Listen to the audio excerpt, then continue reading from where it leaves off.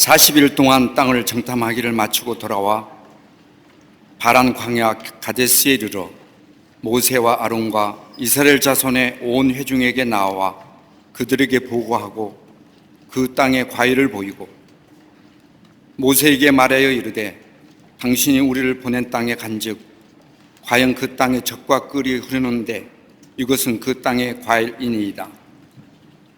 그러나 그 땅 거주민은 강하고 성읍은 견고하고 심이 클 뿐 아니라 거기서 아낙 자손을 보았으며 아멜렉인은 남방 땅에 거주하고 헷인과 여부스인과 아모리는 산지에 거주하고 가나안인은 해변과 요단가에 거주하더이다. 갈렙이 모세 앞에서 백성을 조용하게 하고 이르되 우리가 곧 올라가서 그 땅을 취하자 능히 이기리라 하나 그와 함께 올라갔던 사람들은 이르되 우리는 능히 올라가서 그 백성을 치지 못하리라. 그들은 우리보다 강하니라 하고 이스라엘 자손 앞에서 그 정탐한 땅을 악평하여 이르되 우리가 두루 다니며 정탐한 땅은 그 거주민을 삼키는 땅이요 거기서 본 모든 백성은 신장이 장대한 자들이며 거기서 네피림 후손인 아낙 자손의 거인들을 보았나니 우리는 스스로 보기에도 메뚜기 같으니 그들이 보기에도 그와 같았을 것이니라. 아멘.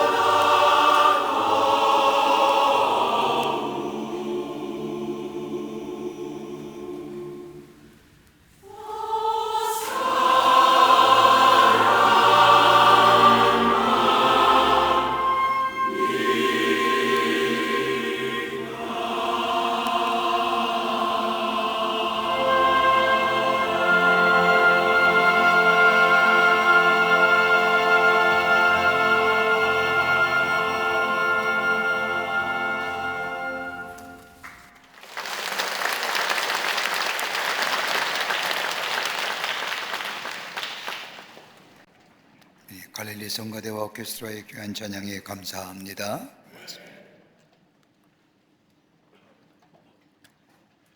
우리는 매일매일 무엇인가 선택하며 살아갑니다. 우리 일상에서 선택이 쉬울 때도 있지만 때로는 어려운 선택과 결단이 있음을 우리는 경험하게 됩니다. 그러나 뒤돌아보면 선택한다는 것은 비록 쉬운 선택이라 할지라도 어려운 일임을 보게 됩니다. 세계적으로 선택에 관한 전문적으로 연구하여 잘 알려진 미국의 콜롬비아 대학의 시나 아이엔가 교수에 의하면 우리 보통 사람들이 하루에 무려 70번 정도 의식적으로 선택하며 산다는 겁니다. 이걸 1년으로 계산하면 무려 25,550번의 선택입니다. 우리가 인생의 연수를 70살로 계산한다면 무려 178만 5,500번을 선택하며 산다고 말할 수 있습니다. 이 선택의 합판수가 우리 인생입니다. 성공한 사람들을 관찰해 보니 성공한 사람들에게는 기회의 활용성이라는 것이 있다고 합니다. 기회의 활용성이란 자기에게 어렵고 힘든 일도 있지만은 기회를 잘 활용해서 그리고 탁월한 선택을 통하여 삶을 성공적으로 이끌어가는 능력이라 할 수 있을 겁니다. 이것이 바로 기회의 활용성입니다. 이것은 이 세상을 살아가는 데만 있는 것이 아니라 영적인 세계에도 이것이 적용된다는 겁니다. 탁월한 신앙의 사람, 하나님의 사람은 영적인 민감성을 가지고 주어진 기회를 잘 활용해 나갑니다. 하나님 왜 내 삶에 왜 이런 문제를 주셨을까? 이 문제를 통해서 하나님이 내 삶을 통하여 원하신 일이 무엇인지를 영적으로 민감하게 깨닫고 그리고 바라보면서 주어진 기회를 잘 선용하여 하나님께서 인도하신 길을 선택하며 믿음으로 걸어간다는 겁니다. 오늘 본문의 말씀은 이스라엘 백성이 출애굽하여 시내산을 거쳐 다베라를 거쳐 바란 광야에 들어섭니다. 바란 광야는 북쪽 비교적 가나안 땅과 가까운 가데스바네에 도착하게 됩니다. 여기서 모세는 각 지파의 한 사람씩을 뽑아 12명을 가나안 정탐에 보냅니다.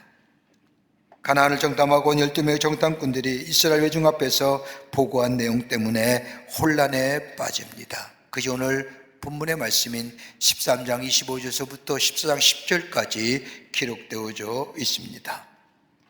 두 명의 정탐꾼인 여호수아와 갈렙은 가나안 땅으로 바로 들어가자고 말하고 나머지 10명의 정탐꾼들은 그 땅은 정령할 수가 없습니다. 그 땅은 비옥한 땅이긴 하지만 그 땅에는 강대하고 네피림의 거대한 족속들이 살고 있을 뿐만 아니라 우리가 저들을 비교하면 우리는 메뚜기와 같아서 도무지 그 땅에 들어갈 수가 없습니다라고 보고합니다. 본문의 사건은 그냥 하나의 사건으로만 기록된 것이 아니라 이스라엘 역사상 가장 중요한 선택의 기로에 서 있는 순간입니다. 여기서 어떻게 선택하느냐에 따라서 바로 지금 가나안 땅에 들어가느냐 아니면 다시 광야의 길로 나아가 40년 동안 광야의 길을 걸어가냐 하는 중요한 기로에 서 있는 겁니다. 앞에서도 말했듯이 우리는 매번 70번 정도의 의식적인 선택을 하며 살아갑니다. 어떤 선택은 우리의 삶에 별다른 영향을 미치지 못하지만 어떤 선택은 우리의 삶에 결정적인 영향을 주는 삶의 분기점이 될 수 있는 것을 우리는 보게 됩니다. 지금 우리가 살고 있는 이 세상은 전쟁과 경제의 위기, 우리가 경험했듯이 언제 다시 전염병의 위기가 닥칠지 모르는 불안감, 개인적으로도 가정적으로도 경제의 문제가 심각한 어려움을 가져다주고 이로 인하여 우리의 미래가 어떻게 될지 불투명한 삶을 살아가는 것이 지금의 우리들의 모습입니다. 우리의 인생이 연습이 없듯이 우리의 선택을 통하여 한 번밖에 없는 우리의 인생, 후회 없는 인생으로 살아갈 수 있는 바른 선택과 결정은 어떻게 우리 가운데 있어져야 할까요? 특별히 그리스도 안에서 사는 우리들의 삶, 우리의 삶 속에 후회 없는 인생으로 하나님 주신 축복을 누리며 사는 인생으로 바른 선택과 결정은 어떻게 우리의 삶 가운데 이루어져야 할 것인가요? 오늘 주시는 본문의 말씀을 통해서 함께 말씀을 나누며 은혜 받기를 원합니다. 첫째는 다름이 아니라 하나님의 약속을 믿는 믿음으로 선택하라는 겁니다. 하나님의 약속을 믿는 사람들의 삶의 선택과 결정의 기준은 딱 하나입니다. 하나님이 기뻐하시느냐. 이루어지고 안 이루어지는 것이 문제가 아니라 하나님이 기뻐하시는 일이냐, 하나님이 기뻐하시는 일이라고 한다면 그 일은 반드시 이루어질 것을 믿는 믿음으로 선택하는 겁니다. 영적으로 민감한 사람, 영적으로 깨어있는 사람들은 저들이 갖는 선택의 기준이 일반적으로 세 가지의 기준이 있음을 우리 성경을 통하여 알 수가 있습니다. 하나는 뭐냐? 하나님이 기뻐하시는 일이냐.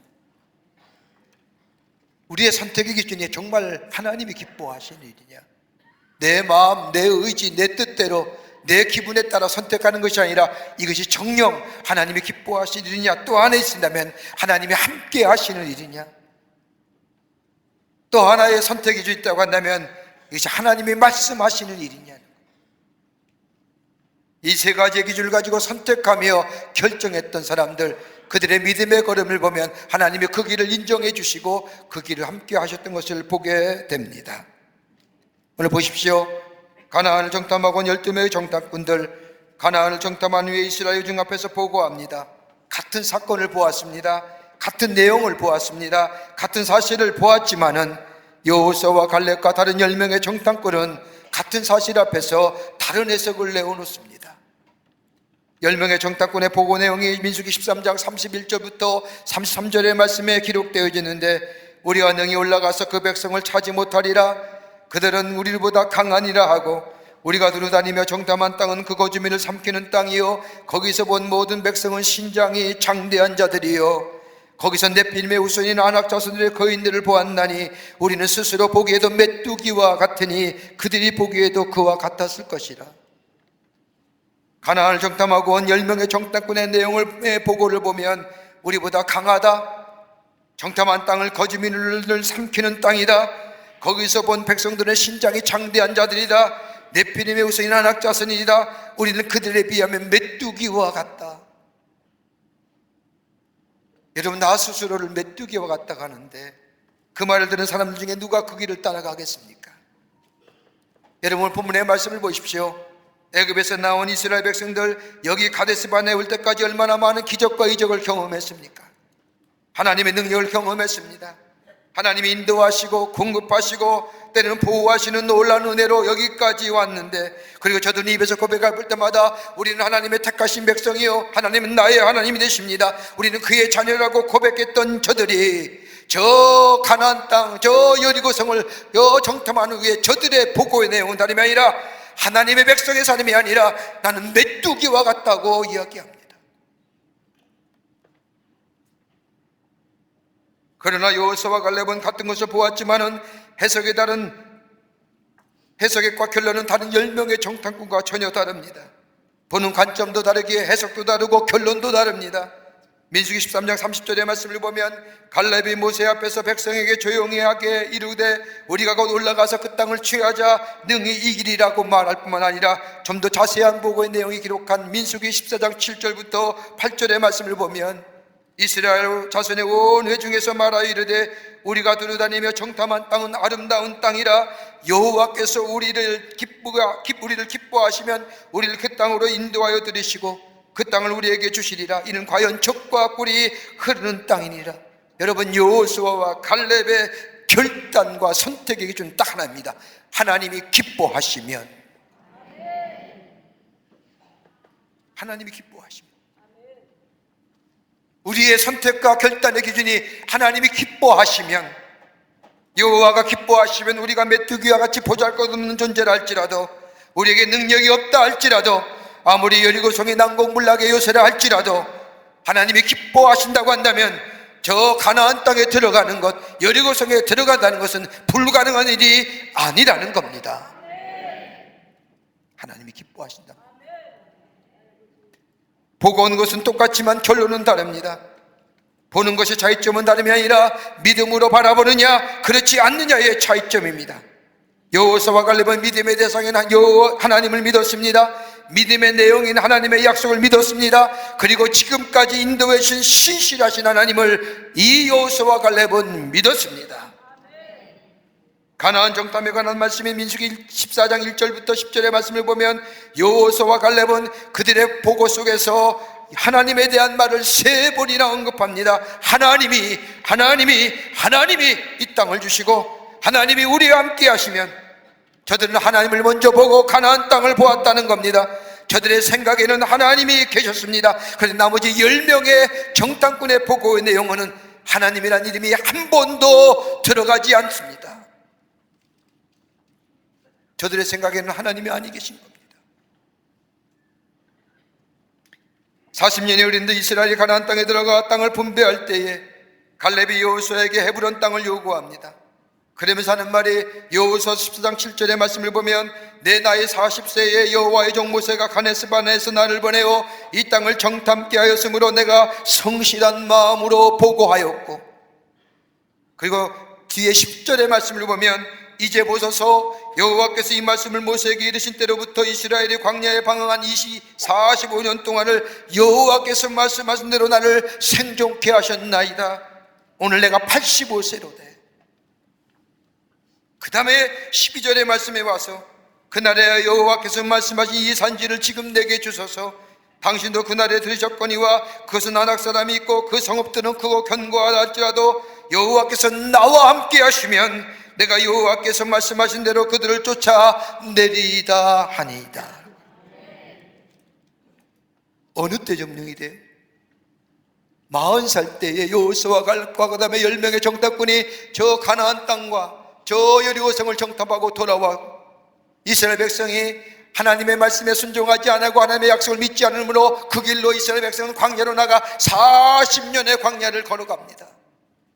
그리고 나서 45년이 지난 후에 이 갈렙의 나이가 85살 때에 가나안 땅에 들어가 땅을 분배하게 될 때에 다른 지파는 좋은 땅을 원하지만은 이 갈렙만은 저 45년 전에 모세에 의해서 저 가나안 땅을 점탕했을 그 땅, 그 여리고 헤브론 땅, 아낙 자손이 있고 네피림 후손이 있는 저 땅, 그 땅을 내게 주소서. 기가 막히지 않습니까? 주의 종인 모세가 살아있을 때 내가 약속한 것처럼 이제 여호수아 당신과 내가 들었지 않습니까? 이제 당신과 나밖에 없습니다. 하나님께서 내게 받은 땅을 내게 주겠다고 약속하셨으니 그 땅을 내게 주소서. 그 땅을 내게 밟게 하실 것입니다. 여호수아와 갈렙은 믿음으로 그 땅을 바라본 겁니다. 하나님의 약속을 땅과 그 땅을 바라본 겁니다. 여러분, 믿음의 장인 히브리서 11장의 말씀을 보면, 그 앞장인 10장 마지막 절의 말씀을 보면 믿음의 사람이 어떻게 살아야 할 것인가를 얘기하며 11장에 와서 믿음의 선조들의 이야기를 쭉 이야기합니다. 10장 38절과 39절의 말씀에 믿음의 사람이 살아야 할 삶의 모습에 대하여 이렇게 성경은 말합니다. 나의 의인은 믿음으로 말미암아 살리라. 또한 뒤로 물러가면 마음에 그를 기뻐하지 아니하리라 하셨느니라. 우리는 뒤로 물러가 멸망할 자가 아니요 오직 영혼을 구원함으로 이르는 믿음을 가진 자니라. 뒤로 물러서는 믿음이 아니라는 겁니다. 하나님의 약속을 믿고 앞으로 나아가는 믿음의 삶이 바로 그리스도인의 믿음의 모습이라는 겁니다. 뒤로 물러가면 멸망하는 겁니다. 침륜하는 거랍니다. 그러기에 이렇게 믿음에 대하여 얘기하며 들어서로 물러서는 믿음이 아니라 앞으로 나아가는 믿음이요, 하나님의 약속을 바라보며 나아가는 믿음이요, 그렇게 살 때에 히브리서 11장에 와서 믿음의 신앙들의 선조들을 쭉 이야기하며 이렇게 살았던 것이 믿음의 삶이라고 이야기합니다.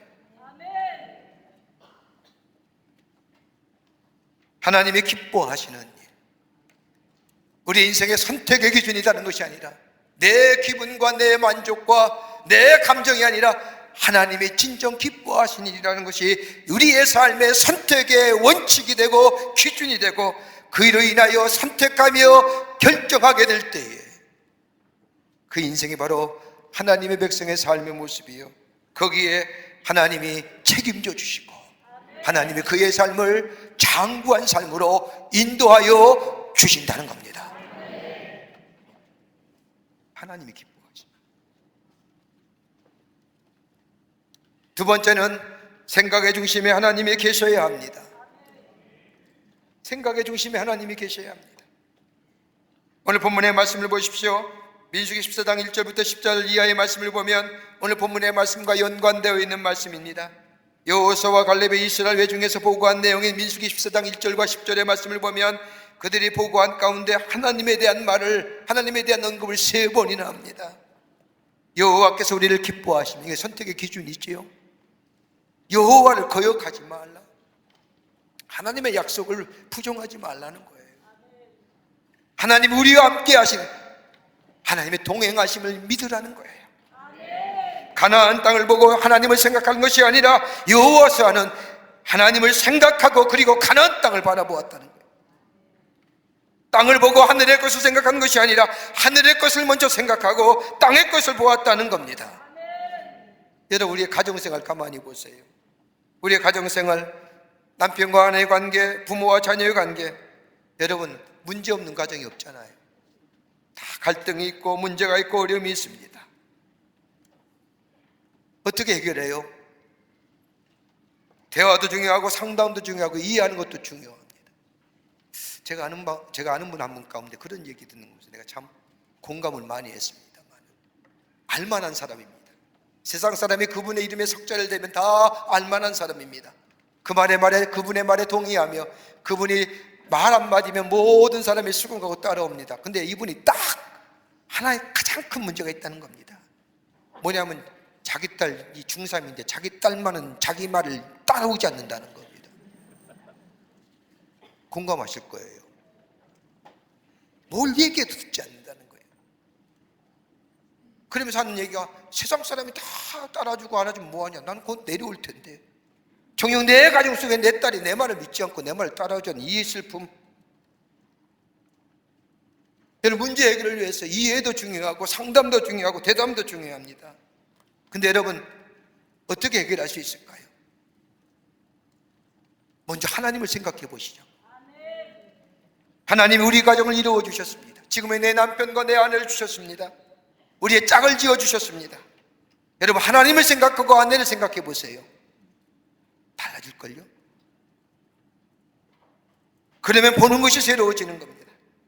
하나님을 생각하고 우리의 자녀를 보며 생각이 달라집니다. 얼마나 감사한 일인지, 얼마나 귀한 것인지, 얼마나 소중한 자녀인지. 그러나 아내를 보고 하나님을 생각하면 달라잖아요. 안 다를까요? 남편을 보고 하나님을 생각해 보시자고요. 뭐라고 얘기할까요? 어째 나에게 이런 사람을 주죠? 애들을 보고 하나님을 생각하면 뭐예요? 어째 내 속에서 저런 것이 나와가지고. 아닐까요?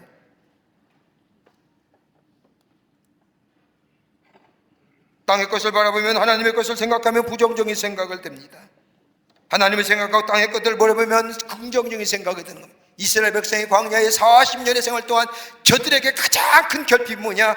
땅의 것 바라보고 하나님을 생각하는 거예요. 하나님을 생각하고 땅의 것을 바라보는 것이 아니라. 열명의 정탐꾼도 마찬가지였습니다. 가나안을 보고 하나님을 생각하니 원망과 불평이 나옵니다. 이것이 불신앙으로 이어지고 나중엔 하나님에 대하여 부정이 됩니다. 이들의 생각에는 하나님이 아니 계십니다. 그러나 여호수아와 갈렙은 하나님을 생각하고 가나안을 보니 그 땅은 우리의 땅이요, 그제 관한 안악조선은 우리의 밥이요, 저 땅은 우리가 취하리라고 얘기하는 거예요. 눈을 들어 미래를 내다본 겁니다. 여러분, 믿음이 아니면 미래를 볼 수가 없습니다. 광야의 40년 길을 여호수아와 갈렙은 그 고난과 험난한 길을 겪으면서도 한 번도 그의 입에서 부정적인 말이나 하나님에 대한 원망이나 불평을 얘기하지 않습니다. 여호수아와 갈렙은 하나님의 약속을 믿었습니다. 그 약속이 더디 이루어진다 할지라도 우리 하나님은 신실하신 하나님이요, 시건치 아니하신 하나님이요, 그러기에 그 하나님의 약속하신 것을 바라보며 미래 지향적인 믿음을 소유하게 될 때에 그들은 끝내, 나머지 사람들은 다 광야에서 출애굽의 1세대는 죽었지만 여호수아와 갈렙만이 가나안 땅에 들어가 하나님의 약속의 성취를 누린 것을 보게 됩니다. 에릭 프롬이라고 하는 심리학자가 그의 책에는 의혹과 행동이라는 책을 보면 현대인이 왜 고통당하느냐, 왜 아픔을 당하느냐, 그 원을 심리학적인 분석을 통해서 말하기를 결론적으로 소외감으로부터 온다는 거예요. 소외감으로부터. 그러면서 어떤 소외감이냐? 그 첫 번째는 다름이 아니라 사랑으로부터의 소외감 때문에 현대인들은 고통당하고 아픔당한다는 겁니다. 사랑으로부터 소외가 어떤 거냐? 사랑은 받기만 했다는 거예요. 주는데 익숙하지 않다는 거예요. 여러분, 주고 받을 때에 그 사랑이 풍성해지잖아요. 받는 데만 익숙하기에 반받게 되지 않는 거예요. 소외당하는 거예요. 사랑은 주고받는 거예요. 그럴 때 거기에 풍성함이 열매가 맺어지는데, 현대인은 뭐 받는 데만 익숙합니다. 또 하나 있다면 사상으로부터의 소외라는 거예요. 자기 주관이 있어야 된다는 겁니다. 판단하고 결정하고 내가 책임져야 한다는 겁니다. 그런데 이 책임의 결여, 내가 스스로 판단하고 내가 결정하고 내가 책임지는 것의 결여의 사상으로부터의 소외라는 겁니다. 댓글에 따라 움직이잖아요. 어느 동네 가서 맛집을 구한다. 어디 봐요? 댓글 보잖아요. 댓글이 많이 붙으면 맛있는 것 같죠? 전 한 번도 성공한 적이 없습니다. 여지없이 실패해요. 그래서 안 봐요. 그리스도의 삶은 뭐예요? 하나님의 말씀이 판단의 기준이요, 하나님의 말씀이 진리요, 하나님의 말씀이 내 삶의 기초가 되는 거예요. 다르죠. 또 하나 있다고 한다면 희망으로부터 소외예요. 미래를 생각할 줄 모르는 거예요. 그러기에 고통과 그리고 아픔이에요. 미래를 생각하면요, 지금의 고통과 아픔을 참아낼 수 있는 거예요.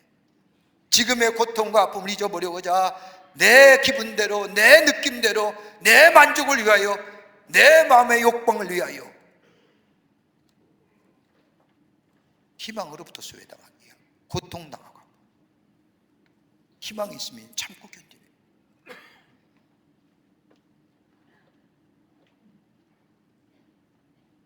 여호수아가 가려면 하나님을 먼저 생각했습니다. 그리고 하나님을 먼저 생각하고 땅의 것을 바라보았습니다.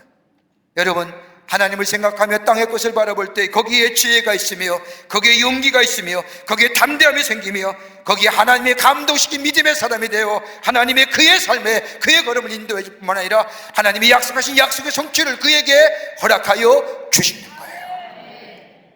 이 믿음이 있냐는 겁니다. 하나님을 생각하며 선택하며 기준. 끝으로 하나님이 함께 하신다는 임재의식이 있어야 됩니다. 가나안 땅을 정탐하고 온 10명의 정탐꾼들, 그 땅을 하나님께서 말씀하신 대로 적과 꿀이 흐르는 땅인 것은 맞지만 들어갈 수 없다고 말하는 것, 사실을 말하는 것이지만 저들의 속에는 하나님이 함께 하신다는 의식이 없는 겁니다. 자신들의 눈에 보이는 것만 보았던 겁니다. 반면에 여호수아와 갈렙은 하나님이 함께 하신다는 하나님의 임재의식 속에 저들은 충만했습니다. 그러기 여호수아서 14장 8절의 말씀을 보면 나와 함께 올라갔던 내 형제들은 백성의 간담을 높게 하였으나, 무슨 얘기일까요? 나와 함께 저 가나안 땅을 정탐해온 10명의 정탐꾼들은 사실대로 얘기하여 하나님 없는 사실을 얘기해. 그러기에 백성들의 마음을 불안하게 하고 염려하게 했지만은 나는 내 하나님 여호와께 충성하였으므로, 다른 말로 말하면 하나님이 함께 하심의 역사를 내가 말하였다는 겁니다. 여호수아와 갈렙은 하나님을 향하여 주관적인 표현을 합니다. 나의 하나님, 나와의 하나님이 동행하셨다고 말합니다. 하나님의 임재하심을 느낀 겁니다. 하나님과 동행하고 있다는 것을 고백하는 겁니다. 그러기에 자신의 길이 비록 거친 길이요 광야의 길이지만 거룩하신 하나님이 동행하신 길이요 하나님이 동행하신 길이기에 그 길을 하나님과 함께 걸어갈 수 있었다는 겁니다. 이 고백이 있습니까, 여러분? 훗날에 여러분이 하나님 앞에 가기 전에 내 인생의 여정을 살펴볼 때에 험난한 길도 있었지만 하나님이 나와 함께 동행하셨어. 그게 우리의 전 인생이 아닐지라도 한순간이라도 한 부분의 우리의 인생 속에 한 역사라도 이런 고백이 있었다고 한다면,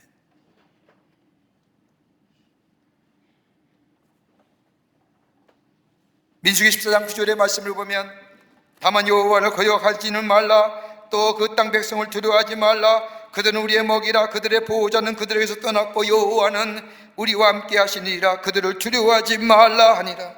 우리와 함께 하시는 하나님, 함께 하신 하나님이기에 두려워하지 말라는 겁니다. 여러분, 우리가 하나님 앞에 예배 드리는 거예요. 여러분, 이 예배 드릴 때 하나님이 이 우리와 함께 하신다는 하나님의 임재의식이 없고 믿음의 고백이 없다 하면 이건 예배가 아니라 그냥 사람들을 불러 놓아놓고 예식하는 거예요. 오늘 하나님 우리와 함께 하시면 이 시간 느껴야 돼요. 하나님의 임재하심이 우리 가운데 있어야 돼요. 그럴 때 이 예배가 감격스럽고 이 찬송과 이 기도가 하나님 앞에 드는 신앙의 고백이 되며 말씀을 들을 때 저 말씀은 나에게 주신 말씀이라고 믿게 될 때 거기에 역사가 일어나며 거기에 새로운 변화가 우리 가운데 있어지게 됩니다. 여러분, 영국 황실에 절기대 되면요, 저 웨스트민스터 아베라든지 세인트 폴이라고 하는 성당에 모여서, 성공의 성당이니까 예배드려요. 왕이며 찰스 왕대자매 왕들이 쫙 복장을 차려입고 검을 차고 옛날의 왕실의 그대로 모습을 가지고 그 예배당에 와서 예배를 드리는데 얼마나 노래도 잘 부르는지요. 난 찬송 모를 줄 알았더니 찬송도 잘 불러요. 우리가 불렀던 멸류관 씌우자는 찬송도 영국의 찬송가예요. 잘 불러요. 장엄하게 저 큰 대성당에 울려 퍼지도록. 그런데 뭡니다, 가만히 보면 기쁨이 없어요. 생명력이 없어요. 예식은 할지 모르지만 하나님의 임재가 없기에 예배가 아닌 거예요.